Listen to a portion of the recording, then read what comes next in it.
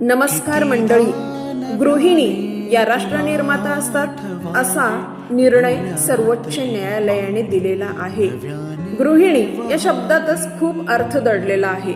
घर जिचं सदैव ऋणी असतं ती गृहिणी असते आणि हा गृहिणीचा आदर करणारा सर्वोच्च न्यायालयाच्या निर्णयाचे आम्ही स्वागत करतो. स्त्री केवळ घराची सदस्य नसते, ती संसार रूपी वीणेची मधुर तार, संस्काराच्या दीपस्तंभाची अखंड ज्योत आणि प्रेमाच्या अथांग सागराची शांत लाट असते. तिच्या कर्तृत्वाचा वेध घ्यायचा झाला तर ती मायेच्या कुशीत भविष्य घडवणारी शिल्पकार, त्यागाच्या सुवर्ण धाग्यांनी नाती विणणारी कलाकार आणि संकटसमयी हिमालयासारखी जवळ उभी राहणारी शक्ती. गृहिणीचे कार्य घड्याळाच्या काट्याप्रमाणे अखंड सुरू असते. तिच्या हातून शिजणाऱ्या अन्नात केवळ चव नसते, तर माया, जिव्हाळा आणि कुटुंबासाठीची निस्वार्थ भावना मिसळलेली असते.